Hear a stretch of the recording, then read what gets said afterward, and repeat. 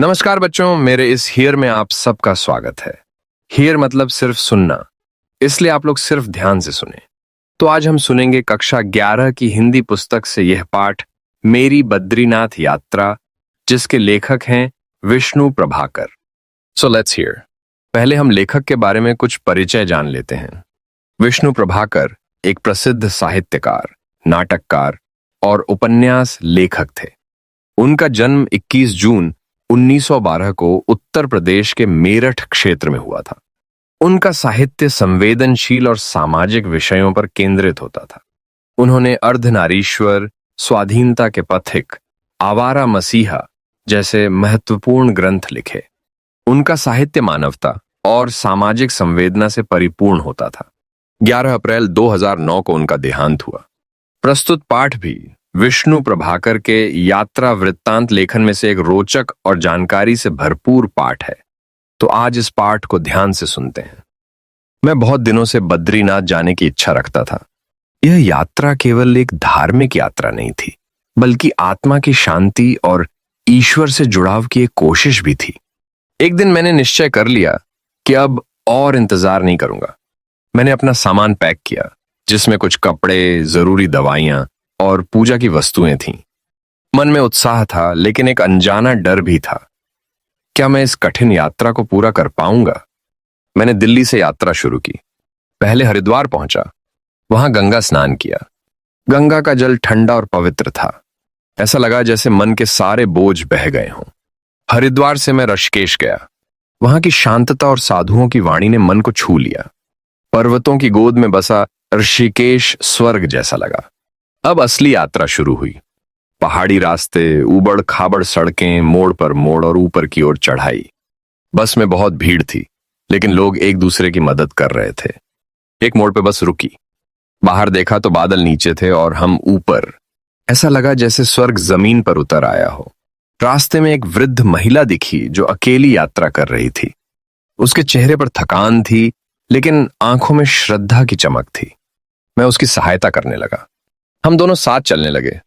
वह रास्ते में भगवान के भजन गाती जाती और मैं सुनते हुए भाव विभोर हो जाता। चढ़ाई बहुत कठिन थी। सांस फूलने लगती, पैर जवाब देने लगते, लेकिन मंदिर की झलक मन को नई ऊर्जा देती।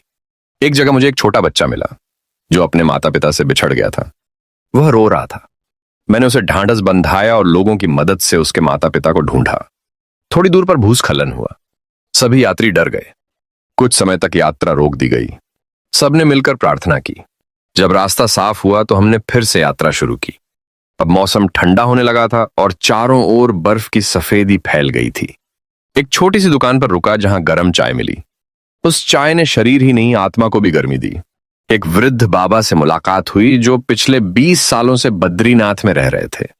उन्होंने कहा, ईश्वर पाने के लिए मन को भी तीर्थ बनाना होता है। रास्ते में कई बार लगा कि अब आगे नहीं जा सकता, लेकिन दूसरों को चलते देखकर हिम्मत मिलती रही। आखिरकार दूर से बद्रीनाथ मंदिर की छोटी सी झलक मिली। आंखें भर आईं, मन श्रद्धा से झुक गया।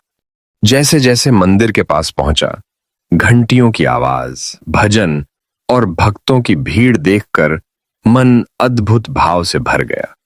मंदिर के सामने खड़ा हुआ तो वर्षों की तपस्या सफल लगी। भीतर प्रवेश किया तो एक दिव्य शक्ति का अनुभव हुआ। भगवान बद्रीनाथ की मूर्ति देखकर आंसू बह निकले। वहां की ऊर्जा, वहां की शांति, उसे शब्दों में नहीं बांधा जा सकता। मैंने वहां पूजा की, दीप जलाया और जीवन की सारी परेशानियां प्रभु के चरणों में अर्पित कर दी। कुछ समय मंदिर के पास बैठा रहा। हवा में भक्ति थी और मन पूरी तरह शांत। वापसी की यात्रा शुरू हुई, लेकिन अब मन खाली नहीं था।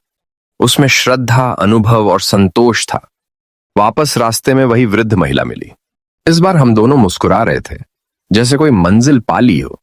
हरिद्वार लौटकर फिर गंगा के किनारे बैठा। इस बार गंगा ने मुझे कुछ सिखाया। जीवन एक यात्रा है, मंजिल नहीं।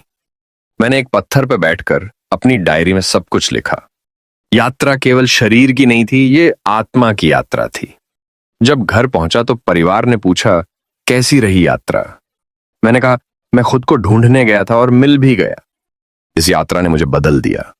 अब छोटी छोटी बातों पर गुस्सा नहीं आता और दिल ज्यादा नम्र हो गया है।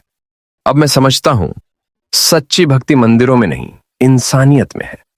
बद्रीनाथ की वो यात्रा आज भी मेरे जीवन की सबसे अमूल्य स्मृति है। वो अनुभव मेरे साथ हमेशा रहेगा।